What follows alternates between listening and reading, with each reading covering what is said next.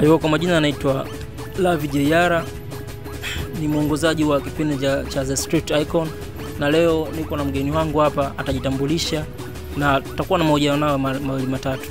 Bwana, karibu. Asante sana. Unaitwa nani kwa majina yako? Mimi kwa majina ninaitwa Simon Donatus Chindole. Chindole ndo almaarufu, si ndio? Hilo ndo almaarufu na ndio jina ambalo natumia kwenye tasnia ya uigizaji. Kwenye tasnia ya uigizaji mpaka sasa hivi imekupa faida gani mpaka sasa hivi? Naweza nikasema ni faida nyingi ambazo zimenipa, lakini wacha niitaje moja ambayo kwa sasa mimi ni mtu ambaye nikipita sehemu najihisi kwamba nina kitu ninachokifanya kwa ajili yao.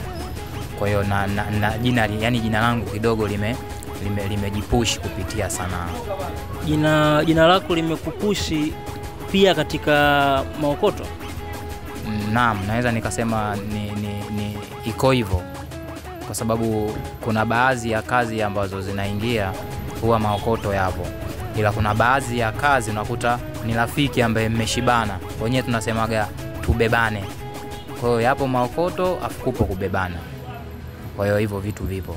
Unaiona wapi tasnia ya uigizaji baada ya miaka 5 mbele?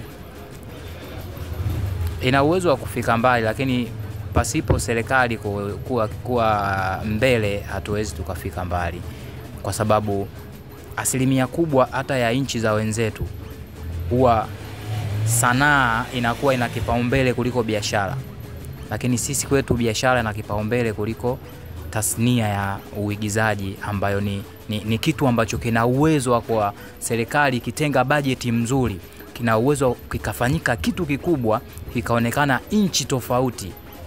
Hapo lazima tu tutakuwa tuko mbali, lakini pasipo serikali basi sanaa itakuwa bado ipo chini.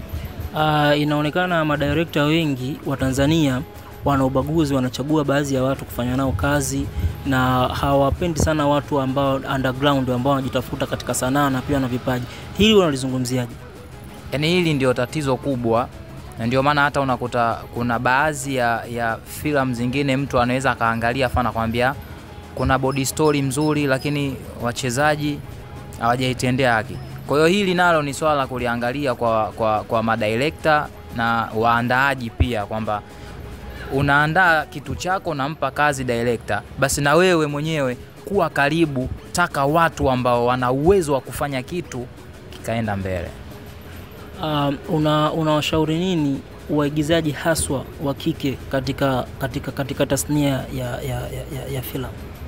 Kikubwa kwa watoto wa kike, yani nawaambia tu kwamba wengi wasipende kuitumia miili yao kuwa kigezo cha wao kupata nafasi za kufanya, kwa sababu mwisho wa siku utaonekana kwamba huyu ukifanya hivi unaweza ukampa kitu akafanya. Kwa hiyo anakuwa anajishusha mwenyewe hivyo. Labda kwa kuongezea, katika maisha yako ya tasnia, ni kitu gani ambacho ulikifanya kikakufanya ujisikie vibaya katika maisha yako ya tasnia na kusababishia uendelee kuigiza? Kuna siku moja nilikuwa Tanga, alafu watu walinipa kipaumbele na nilikuwa na play nafasi kubwa sana. Niliahidi alafu sikuenda. Yaani kitu ambacho kiliniuma, kwa sababu baada ya siku 2 kupita zikawa zinatumwa message, da umetufelisha. Hasa ile neno kufelisha likawa linatawala kwenye kichwa changu. Kiliniumiza sana, nilifikia hatua paka nikasema sasa kama nishafelisha watu na maana tafsiri yake basi mimi nitakuwa mfelishaji tu siku zote. Kwa hiyo nilikuwa natamani hata sanaa niache. Hicho ndio kitu ambacho kilikuwa kimeniumiza. Na kwa nafasi yako ulishawahi kulitatua hiyo changamoto kwenye nafasi yako ya sanaa? Niliwahi, kwa sababu unajua baada ya lawama wenyewe wanasema ukiomba msamaha pia wanakusikia, kwa sababu baadaye waliniita tena na nilifika kwa wakati, tukafanya kazi na kazi ikaenda. Kwa hiyo hilo nalo nililitatua. Kwenye jamii yako kwa sasa hivi wanakuchukulia kwenye nafasi gani? Nasema kwa sasa hivi yani kwa sasa hivi na enjoy, kwa sababu zamani nilikuwa napewa majina mengi sana ya marehemu. Yani mengi sana nilikuwa napewa kipindi naanza, lakini kwa sasa hivi unakuta watu wengi wanauliza, yani wanatamani kila kazi inayotoka wao wawe wa kwanza kuipata. Kwa hiyo hili ni swala ambalo mimi najivunia kwa sasa hivi. Unawashauri nini wazazi ambao bado wanawakataza watoto wao kuingia katika tasnia ya filamu? Mimi ni washauri tu kwamba sanaa sio uhuni, kwa sababu wao ndo wanasemaga sanaa ni uhuni. Lakini sanaa si uhuni. Sanaa ni kitu ambacho kipo automatic kwa mtu yoyote, sawa? Lakini uhuni pia upo kwa mtu yoyote ambaye ni hulka yake. Lakini sanaa si uhuni. Mimi nawaomba tu wasiwabane watoto wao, kama wanataka kufanya wawaachie, kwa sababu si kitu kibaya, ni kitu kizuri. Kwa kumalizia, unaishauri nini viongozi ambao wapo katika tasnia ya filamu au katika tasnia nzima ya uigizaji, ambacho unahitaji uwashauri ili waboreshe katika tasnia na ili tasnia ikue zaidi kadri ya siku zinavyozidi?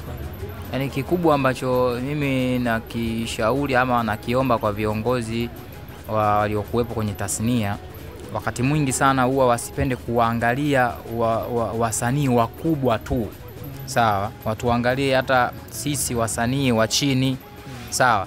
Alafu kama kuna madaraja, basi wasiweke madaraja ya watu ambao wametuzidi wakatuwekea na sisi, kwa sababu sisi huwa tunahangaika sana wa chini, kwa sababu waliojiweza tayari wanajiweza, lakini sisi wa chini tunahangaika. Kwa hiyo hata kama bodi, sawa, lituangalie kwenye haya baadhi ya malipo ambayo sisi yanatubana.